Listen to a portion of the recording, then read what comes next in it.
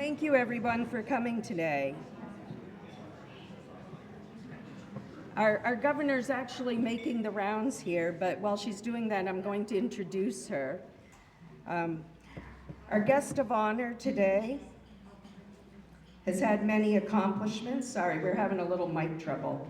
Starting with serving as New Hampshire's first female Attorney General from 2004 to 2009, when she then ran for U.S. Senate and won. Now, having won the race for our state's governor last year, she is one of only 3 women to serve as our governor. And today she's here to give us an overview of what is happening in the state. It's my pleasure to introduce the Honorable Governor of the state of New Hampshire, Kelly Ayotte.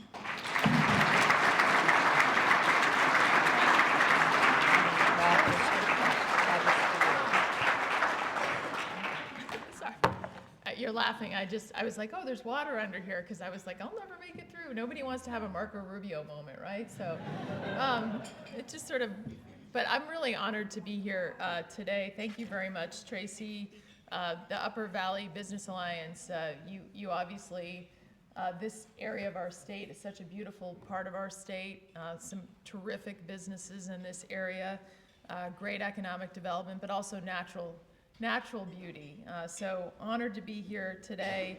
I know that we have many people in this room. Some of you I've known for many years, including, I know Nancy Merrill's in the room, so I've known her for a long time. I want to thank Commissioner Wendy Piper from Grafton County. I believe that there may be some other state representatives that we're going to come to, so thank you for your service in our state legislature. And this is an opportunity for me. Most of all, I want to answer your questions, so I'm going to make some comments, and then I'm sure there's things that are on your mind about what's happening in the state. I'm very proud of New Hampshire. I think we live in the best state in the nation, but it's not because of our government, it's not all of that, it's really our people.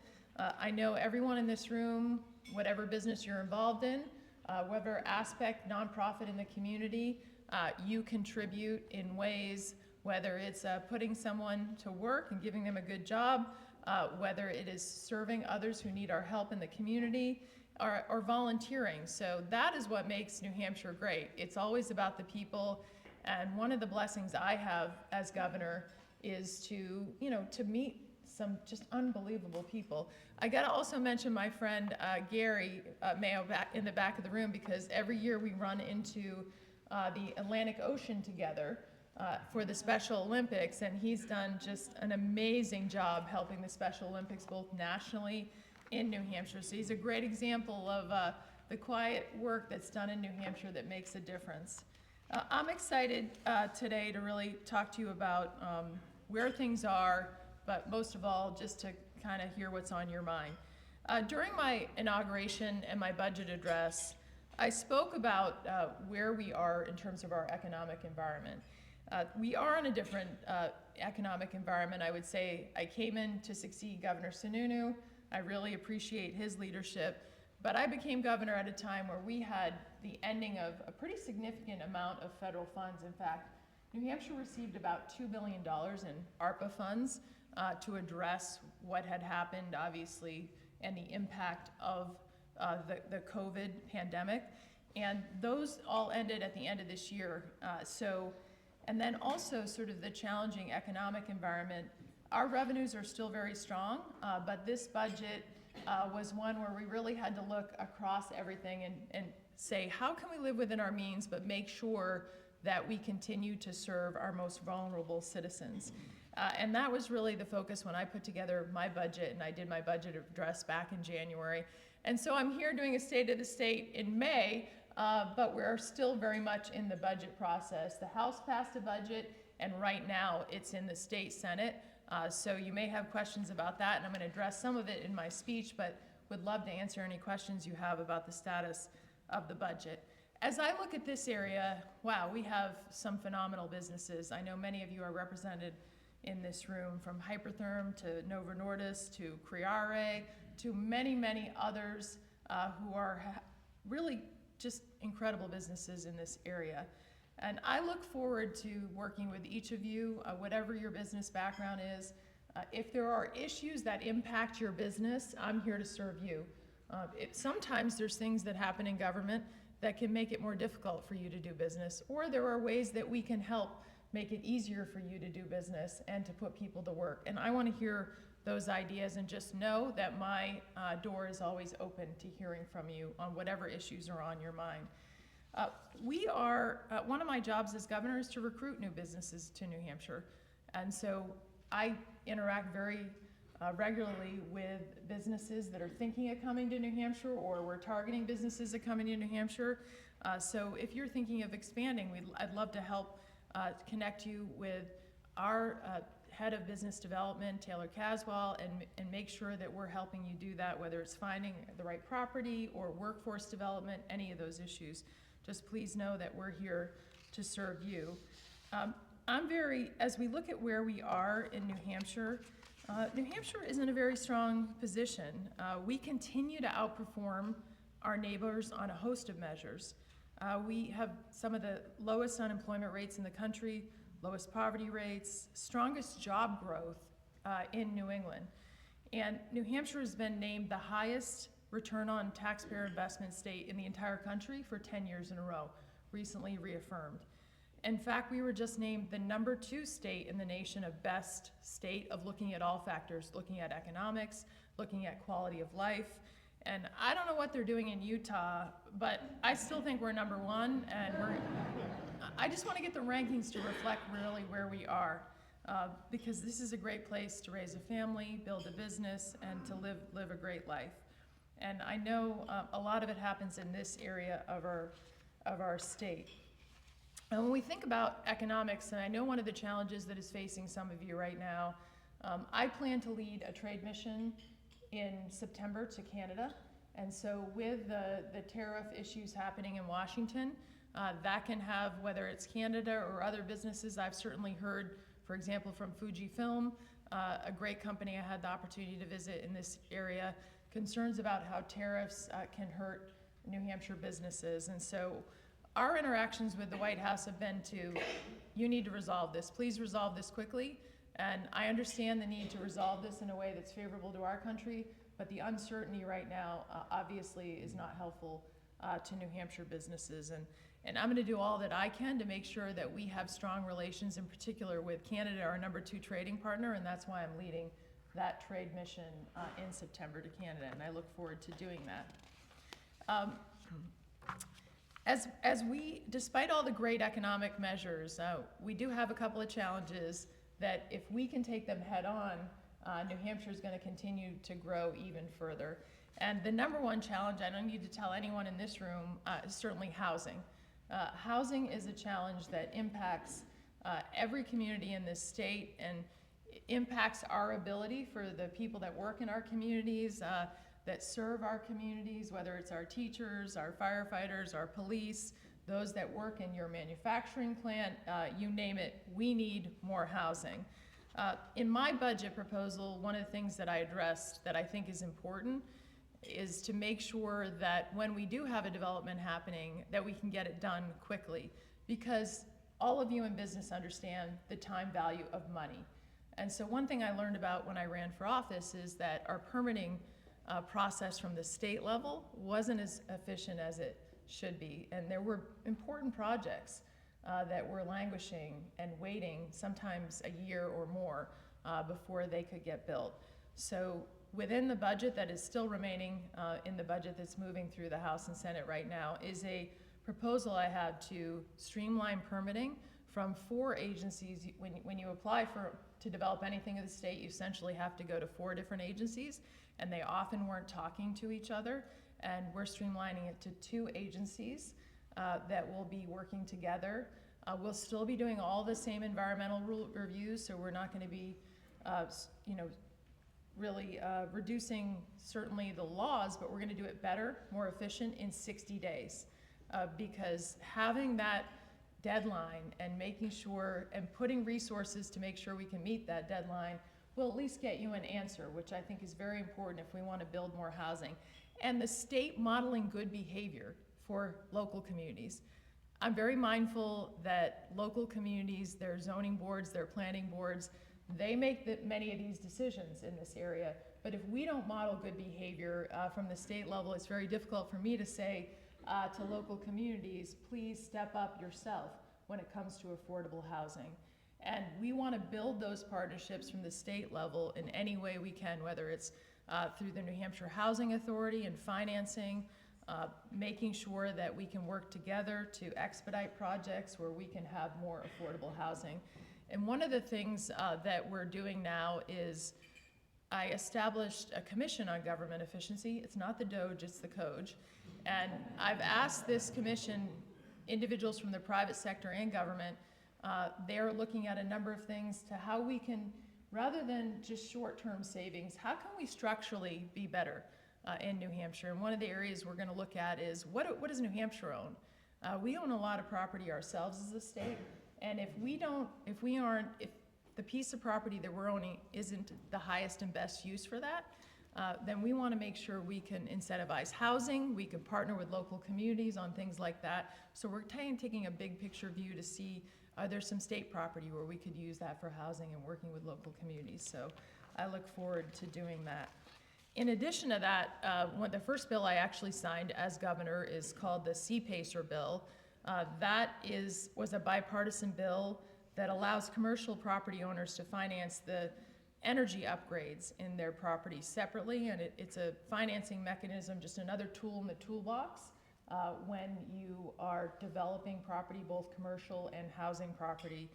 In addition to that, there's several pieces of legislation that are going through right now that I think are going to help us on the housing front. One allows conversions of commercial property into housing. You know, we do have a fair amount of office space that if we could make it easier to convert, hopefully we could make that into housing. And there are also some legislation going through looking at some ways that there's going to be certainly a study to say what else more can we do, but I think there's a couple other pieces that will help us move the needle. Now these are smaller increments, but to help us make it easier to build housing in the state. Another key component of our economic development, of course, key to housing is workforce and education and making sure that we have a trained workforce. So in the budget that I put forward in January, one of the big commitments that I wanted to make was to our community college system and obviously our university system, but career-ready education, career technical education, the trades. We have many jobs open in those fields, and making sure that the public-private partnerships that are already happening in many areas in our state, and I can give you multiple examples. This week I went to a welding competition in Manchester. We need welders. Welding programs, automotive at Lakes Region Community College, nursing, HVAC, electric work, healthcare areas, RN, all those areas, putting that investment in our community college to make sure colleges throughout the state to make sure that we are investing in these credentialing programs, training, that's a priority of mine, and I'm continuing to fight to make sure those resources stay in the budget, along with dual enrollment. So a lot of our high school students now are taking, through this dual enrollment program, they're taking college courses while they're in high school, and to me, I think that's a huge win. They're also taking an area where I'd like to expand.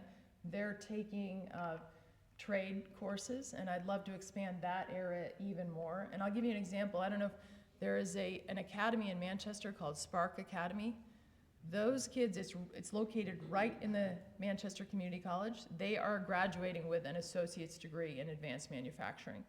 And some of them are going right into jobs in those fields, or right into the trades, or some of them are then going on to the four-year degree to perhaps get an engineering degree, or another type of degree that they can come back, we hope, and make sure that they stay in New Hampshire. Along with our university system, one thing that I found out when I started looking at this is, believe it or not, when you go get a credit in our community college from, say I go to the Northern Community College up at White Mountain, and then I want to transfer to River Valley. there's not actually full transferability, believe it or not, between our community colleges. So we're going to change that, because you got to be able to do that. In addition to that, there's not always full acceptance from UNH from the credits you take at the community college to that next degree at the university.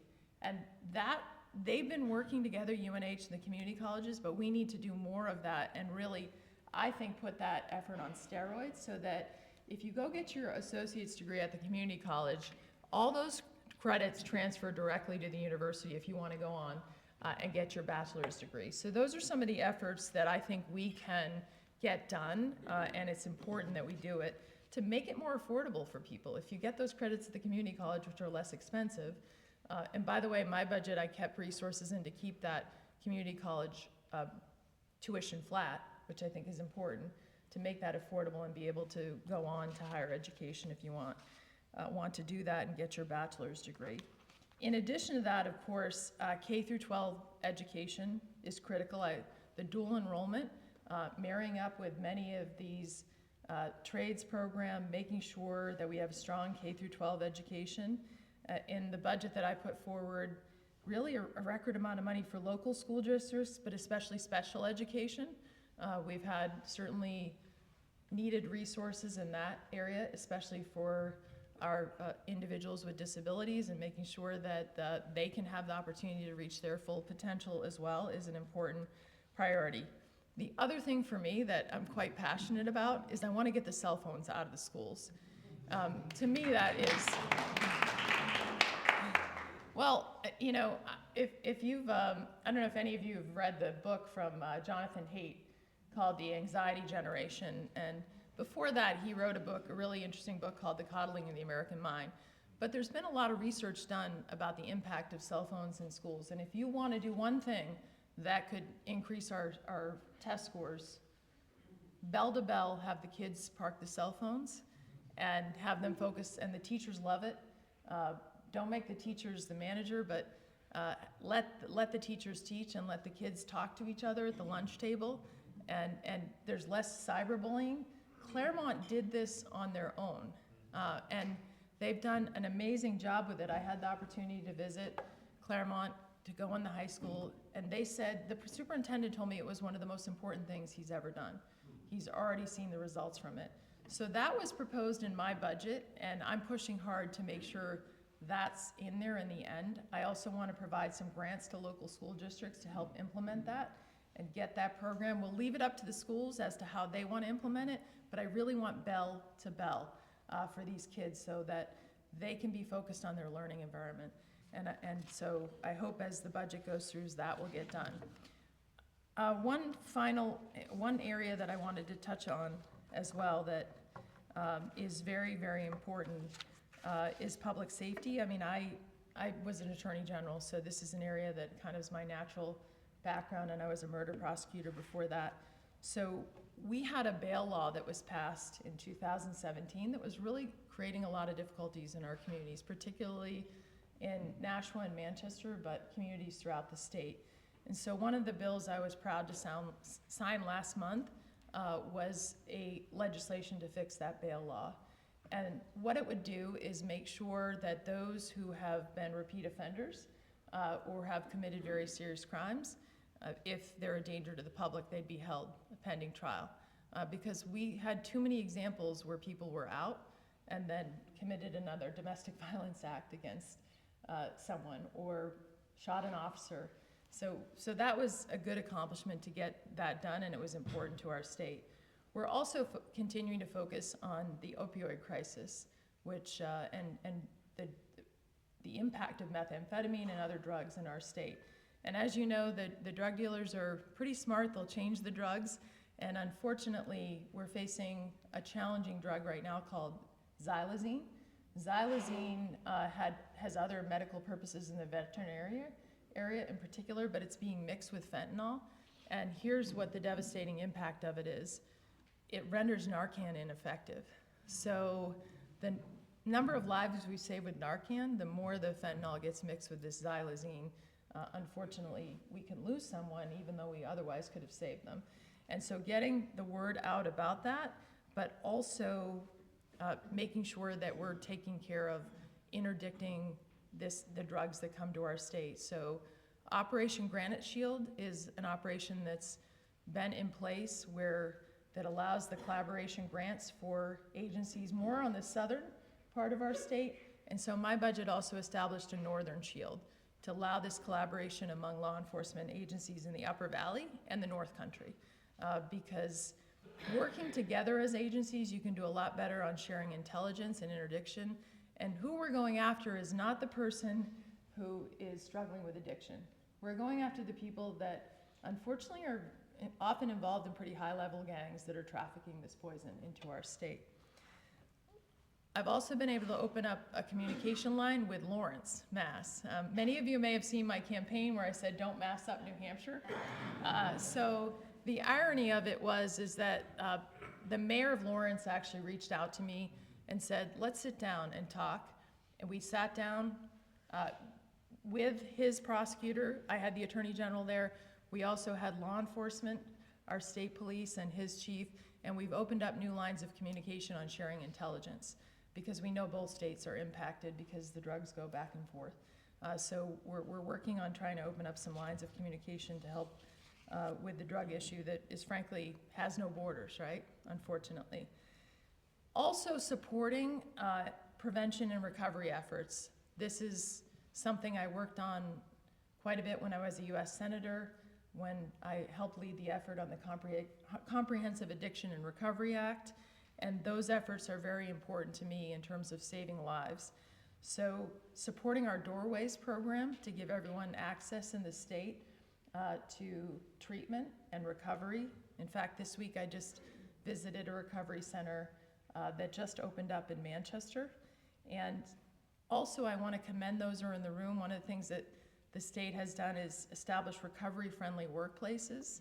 And there are 2, Fujifilm and Hypertherm in the Upper Valley, that have become recovery-friendly workplaces. So people who are in recovery, giving them an opportunity to have a quality of life and a good job, but knowing that their employers are supporting them and their fellow employees are supporting them in that effort.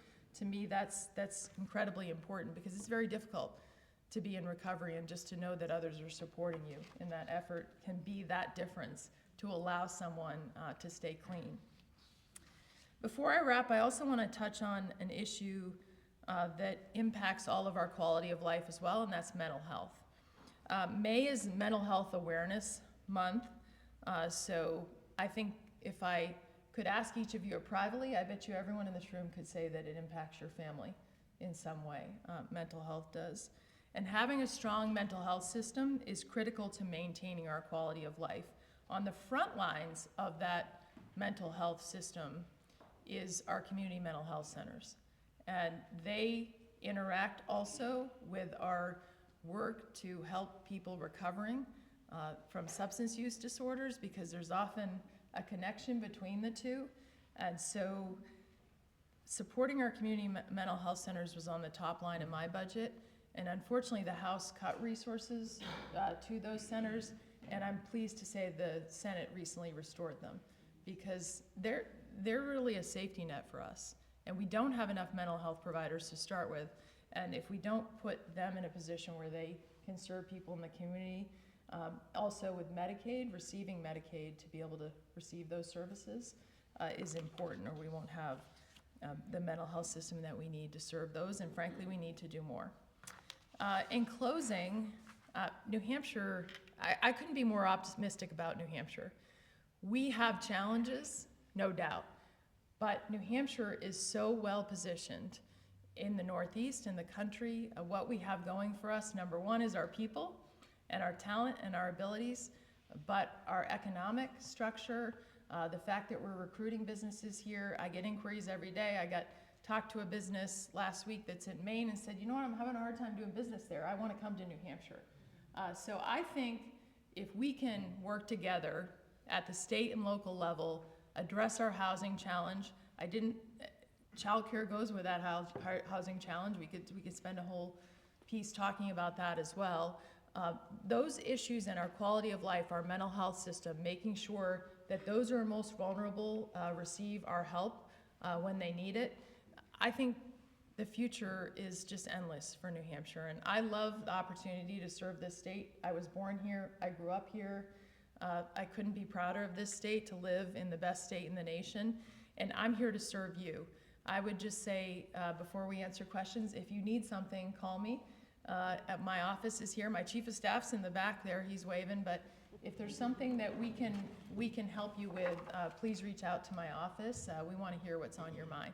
And I'm happy to answer your questions, so thank you for having me today.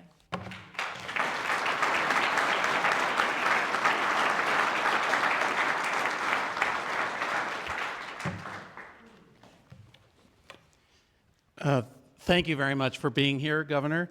My name is Andrew Pinard. I'm the Interim Executive Director at the Ava Gallery and Art Center here in Lebanon. Last week, I spent over 10 hours at the State House listening to and supporting your budget and budgets for the arts and for mental health funding, amongst others that you had listed as priorities in your budget. And so I deeply appreciate the support that your office has given to the state. And my question is related to how confident you are in that your budget priorities are going to be restored. And secondly, what are you doing to ensure that New Hampshire will have a budget that responds to the needs of its residents and businesses? Thank you. Thank you for your question. We worked on our budget. It wasn't I, but it was a we collective effort. I mean, one of the challenges you have when you first become governor, and having been a senator too, I was like, wow, you have to put together a 2-year budget. So the transition, as soon as you're elected, you meet with every leader in state government, and you have to look at where we are and what the revenues are and put together a responsible budget. And that's what we just spent hours and hours doing that from before I was even sworn in. And the priorities in my budget, I had to recalibrate us. We cut $125 million in general funds, but we did that with 2 things in mind. Number one, let's make sure that we continue to be in a strong place economically. So if there's things that we need to invest in to make sure New Hampshire remains strong economically, we would do that. And second, our most vulnerable population, making sure that those who need our help and deserve our help. And so that was sort of my 2 priorities in how we put together the budget. Mental health in that was a top priority of mine, because I think it impacts every aspect of our quality of life. And so that's why I put the resources in I did to support our mental health system. When I think about the economic vibrancy of our state, I think the arts are a part of that economic vibrancy. And so I did, in my budget, support the Arts Council. I want the Arts Council to continue. And our investment in the arts, to me, is a return on economic investment too, because people come to our state for the natural beauty. They come to our state because we have cultural opportunities. They come to our state because it's just awesome, but the arts are part of that.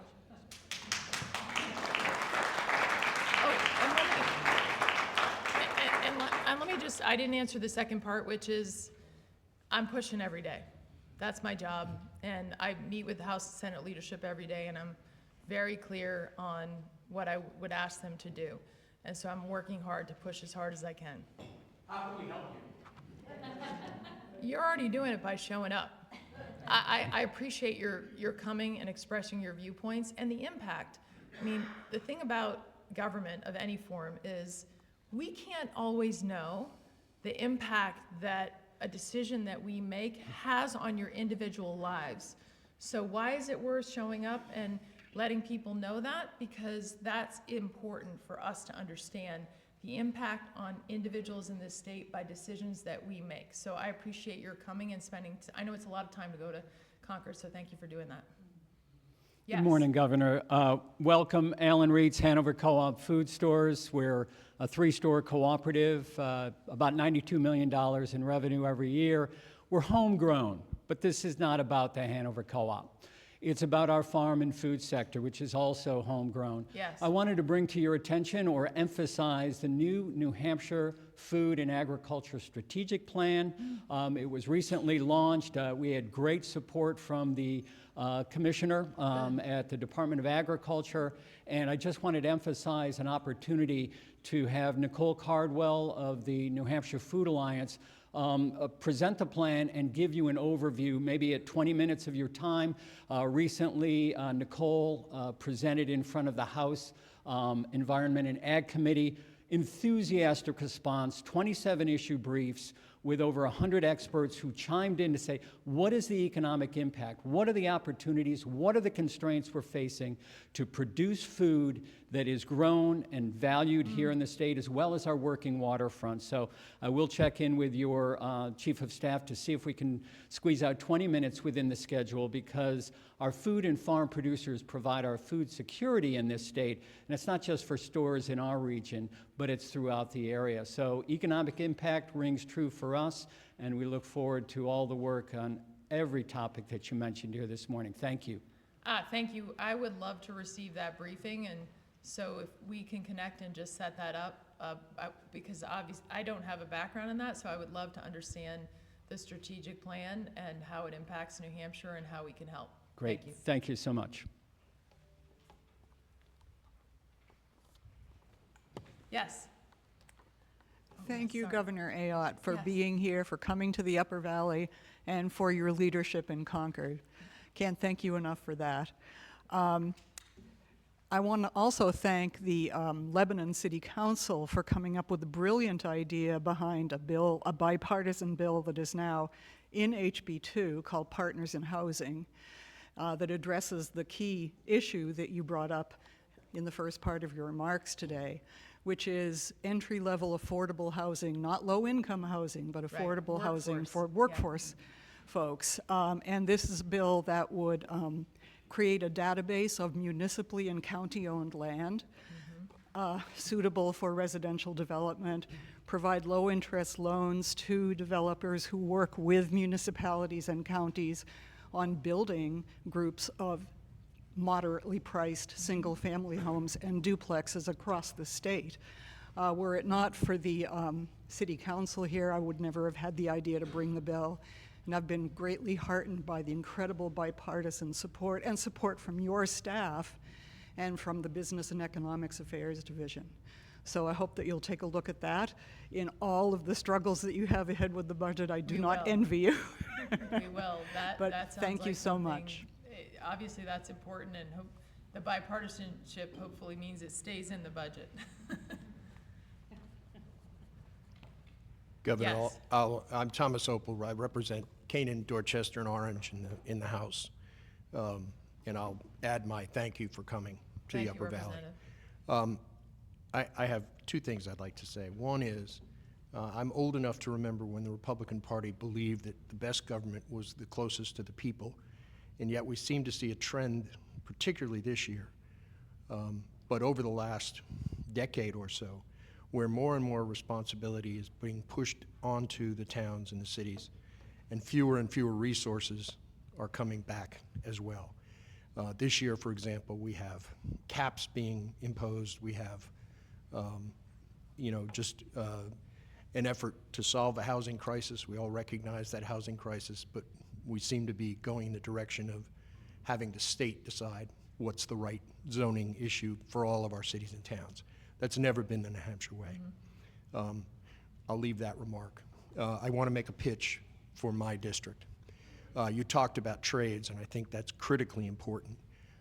Mascoma Valley High School has some wonderful programs and some incredible students who are going on to do great things in higher education. But we also have a large group of students who are trying to get training in the trades. And Lord knows we need electricians and plumbers and carpenters, particularly in this region. I think Mascoma High School is sort of centrally located, but our students are going to Hartford for career and technical education. And Manchester and the Concord, the programs in Concord and Manchester are simply out of reach. It's 2 hours on the road back and forth. And some of our students in the town of Grafton or Dorchester are spending already an hour on a bus just to get to school. I'd love to see, and I'd be happy to work with your office on trying to create sort of a Manhattan Project to bring back vocational and Right. trade education across the state, but particularly in communities like mine, where the need is desperate, and it's a need both for the students as well as for the community. Representative, I would love to have us work together on that, because I've also put together a group sort of, when I first got elected, before I was even sworn in, Mike Rowe was brought to New Hampshire, and, you know, from Dirty Jobs, and so there were actually thousands of high school students in New Hampshire that either were present or got online to hear him, and I was very fortunate I got to do the discussion kind of with him.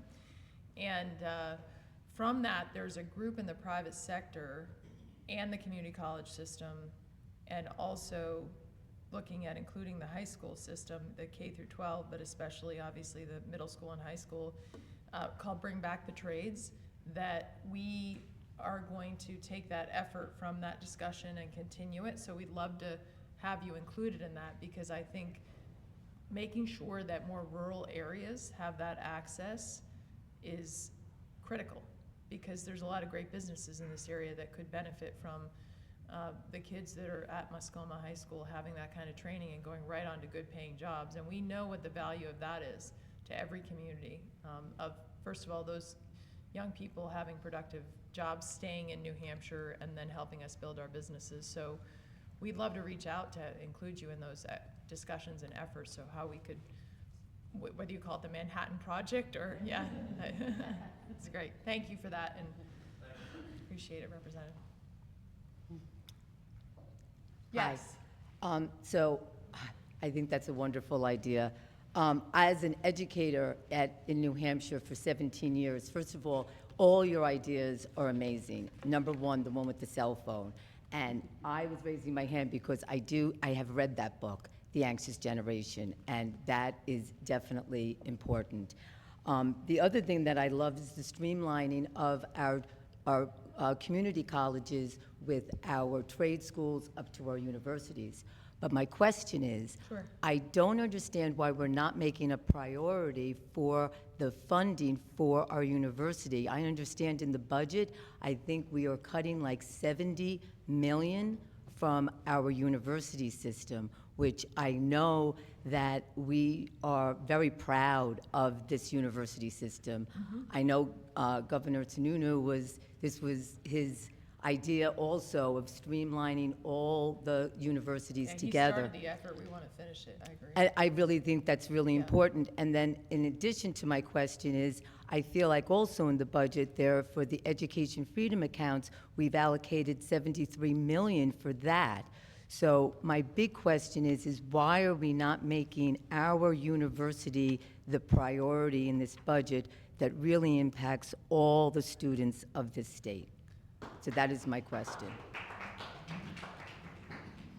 Our university system is very important, and I think if you ask the university, I know if you ask them, I work with them on the budget. They want the budget restored to the numbers that I put in, supporting them in the budget. And I think it is part of our continuum of education in this state that is critical for our young people. And we always talk about keeping young people in this state, which we want to do. But if we don't have a university system that's accessible, working with the community college, working with our high schools, that's not sustainable. So that is one I didn't mention it in my speech, but that is one that I've been very clear with the House and Senate. The House put some pretty tough cuts in that I don't think are sustainable in there. So I'm hopeful that the Senate will restore them, and that as I go through the list, I was really glad they addressed the mental health, the 3% cut to Medicaid, and as well as the disability wait lists, which was critical too, but the university system has to be with it. Thank you. So. Thank you. And I've been pretty outspoken about that, so I'll continue to be. Yes. Hi. Yes, hi. Valerie Neville. I too was born and raised in New Hampshire, and I, like you, have a a goal of making New Hampshire even better and great place to work.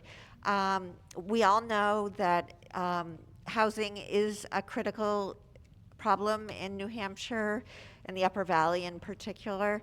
And I understand you're making efforts for trying to get workforce housing. And I just wanted to point out that that is one of the problems. Another problem is affordable daycare for young families. And I was just curious what was being done on the state level to address that issue.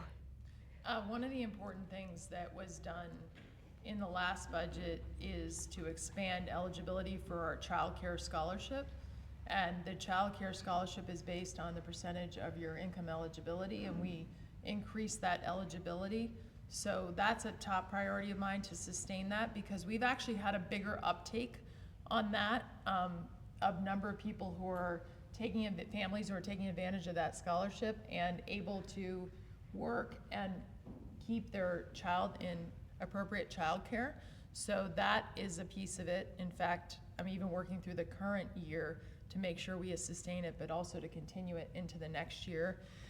And then recently, what I did as well is convened, I think this is an economic issue at the heart too. It's an important issue in terms of just caring for children, but it is an issue beyond HHS.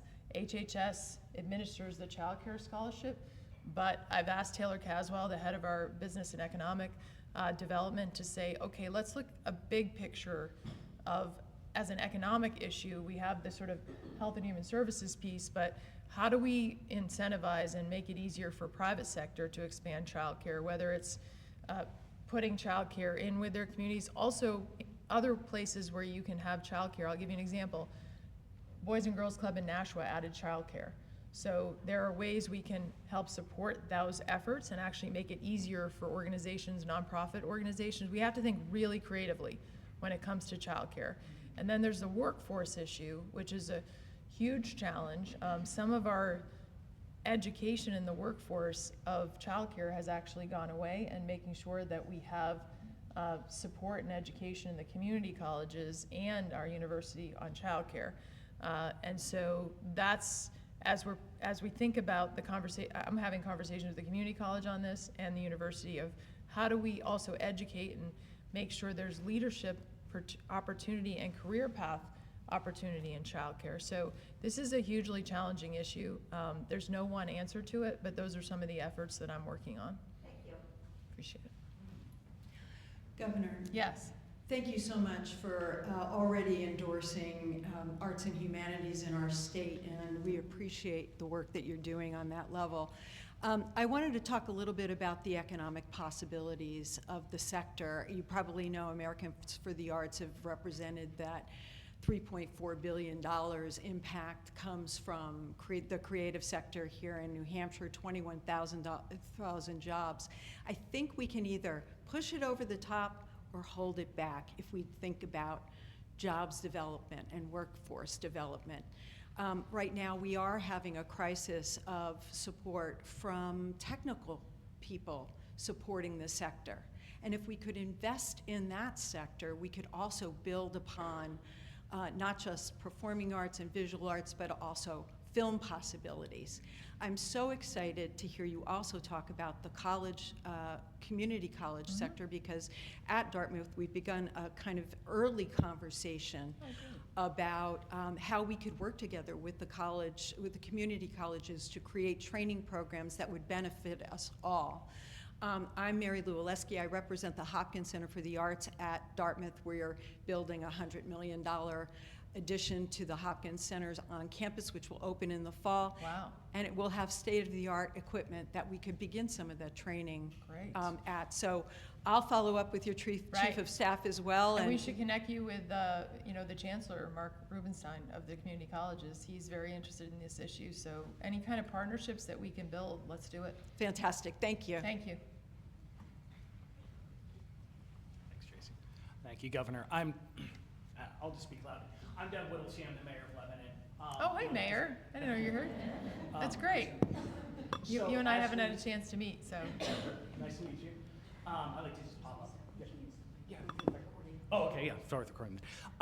As we've seen in housing, it's not just, I mean, I'm really gladdened to hear that you're doing this trade mission. Raw input materials are a big factor. Right.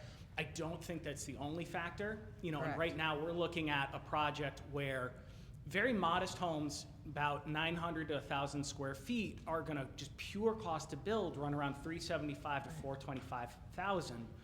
And that's tough because, you know, for when we talk about workforce housing, you add in a 7-8% mortgage on top of that, it really pushes the bounds of affordability for the people we're trying to serve. And I think my question is, what other, beyond just the trade mission, what is the state trying to do to facilitate, let's say, workforce housing that's beyond what amounts to really large scale, like condo and apartment developments that we've seen? Well, I would say New Hampshire Housing, important partner, because they're able to partner sometimes depending on the nature of the project on issues like financing. Then also looking, the projects that I've had the chance to visit in our state, for example, I visited one in Rochester about a year ago that's a great example. It's kind of putting a lot of things together. It was New Hampshire Housing. We had, you know, the state helping there. We also had HUD, and then private sector develop. So to put these deals together, you literally, to make them so that you can get a return and make it so that they're sustainable in the community, you have to bring everyone to the table on those things. So those efforts, one thing that I plan to do once we get through this legislative session is we're going to convene a housing summit, and we need to get the players in the room to discuss how do we all work together to put these deals together. And the private sector has to be there because the government's not going to build the housing. We have to have the private sector, and the private sector has to be in a position where they say, yeah, we can make a return on this workforce housing, but we're going to need, we're going to have some financing over here. We're going to have to work with the local community on siting it and zoning it to make it efficient to build it without a lot of added administrative costs. So I think as one of the things as governor I have an opportunity to do is to be a convener, and we're going to do that on this issue, Mayor. So we'd love to include you. I know there's a lot happening in Lebanon. So thank you. Hello, Governor. Yes. Samantha Davidson Green. I'm here wearing 3 hats. I recently joined the board of the Upper Valley Business Alliance and want to thank you for being here with that hat on. I'm also executive director at Junction Arts and Media, or JAM. We're the local community access media organization for the Upper Valley, and we serve both sides of the river, New Hampshire and Vermont. Great. And my 3rd hat is as a New Hampshire resident, parent like you. I grew up in New Hampshire. I grew up in the Upper Valley, and I'm a very proud New Hampshire Granite Stater. I have questions for you about kind of an elephant in the room with respect to the limitations to what you as a governor can do in our state's relationship with the federal government. I'd like to address 2 areas of concern that I have. One regards the independence of media. There is an executive order that is taking aim at independent public media, Corporation for Public Broadcasting. That doesn't affect my tier of media, which is funded at a hyper-local level. But it does concern me generally for the health of our well-functioning democracy. So one question I have is, what levers do you have to stand up for our independence? This is something I'm super proud of as a New Hampshire person, and I often speak about when I'm in other parts of the country, is that we're a state where people are very reasonable and work together and have a pretty strong sort of common sense test. We have to, and we there's have 400 people in our legislature. well, not always totally common sense, but I do have a fundamental trust that's been based in growing up in this state where we can have this kind of dialogue. And then the second hat, as a parent, my husband serves on the school board in Plainfield, Sullivan County, and we are seeing what feel like somewhat coercive measures to school boards about assurances that they need to sign, or else they're at risk of losing funding. And this is pushing costs back down to our local schools and districts. And this is a real concern because we could have a loss of some services to kids, special education and other programs. Because we have developed, these partnerships, we've cobbled together budgets of local and state and federal funding. My question is, what paths are available to you to advocate for the independence of New Hampshire, and what actions are you taking, particularly in those two domains, though maybe in others, if you'd like to speak about that? Thank you. I wake up every morning, I have one job, and that is to advocate for New Hampshire and to represent New Hampshire and the people of this state. And so when it comes to interacting with Washington, it's on any front that I can do that. So when we have something, for example, that's announced in Washington that impacts a grant program or something that's going to hurt people in New Hampshire, we're reaching out to the White House. We're reaching out to members of the particular agency involved as well. Sometimes we're writing. On some examples, for example, there was an $80 million cut to Health and Human Services that we filed an administrative appeal. And we've heard a response from that there was also a lawsuit pending, and so we'll get the benefit of the lawsuit because it's essentially going to get resolved. And so we're looking at all the mechanisms, and for me, it's just about New Hampshire. I'm going to fight for New Hampshire, and to me, though, it's also being, I think, I'm a former U.S. Senator. I bring unique experience to this, so obviously any interaction that I can have with Washington outside of even the White House, whether it's our members of Congress, whether it's other members of Congress, I do that as well. And that's a lot of, pick up the phone, hi, I know so-and-so, because I did spend 6 years in Washington, and some of the same players are still there. So it's sort of all the above strategy for me. And obviously, some of that involves, public discussion, some of it involves behind the scenes discussion. So that is, I view my job as very much about New Hampshire. Yes. Hi, Governor. Thank you for visiting. Michael Redmond. I work at Upper Valley Haven, a nonprofit across the river, but this is the Upper Valley, and so we go back and forth and think of it as our home. I have a different kind of question related to revenue. New Hampshire is a peculiar state when it comes to revenue, and peculiar meaning that's singular, sometimes called the New Hampshire advantage, but corporate taxes have take up a much larger share of revenue than is found in other states. Sure. And I'm sure you're familiar with the work of the New Hampshire Fiscal Policy Institute, which has looked at the total changes in corporate taxes over the last few decades.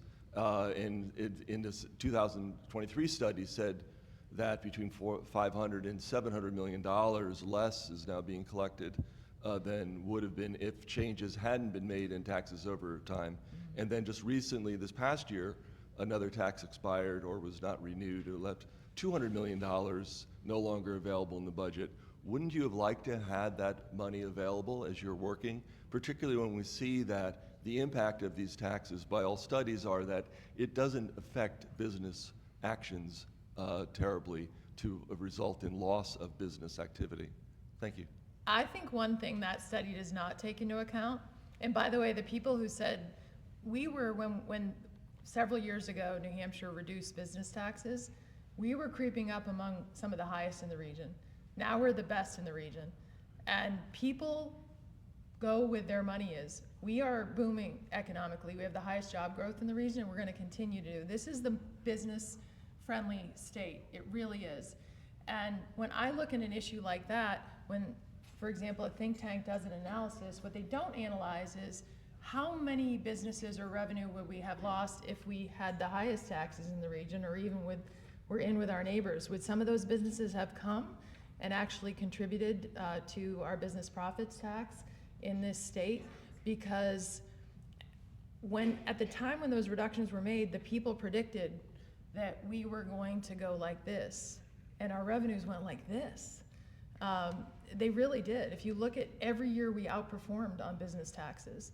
So we're in a more challenged economic environment, but I am very hopeful on where we are in terms of the business opportunities in this state. So I understand what you're saying, but no, I wouldn't have wanted that extra money. I actually, my philosophy is I'd love for families who are struggling with inflation and others in this state who can invest to help us grow for everyone to keep those resources. So we do have a different philosophy in New Hampshire. It is the New Hampshire advantage, but we're ranked the #1 state in the country when it comes to on taxpayer return. At some point we're the lowest, if not poverty in the nation, among the lowest unemployment rate. We also just got ranked, by the way, the #1 state in the nation for mental health on Medicaid. So there's a lot of great things happening, and we do have a different economic model. So I believe in that economic model. I ran on that economic model in the New Hampshire Advantage, and I believe we can continue to grow this state and also serve those who are most vulnerable. And that's what my budget did. That's what the proposal was. And that's what I'm going to continue fighting for.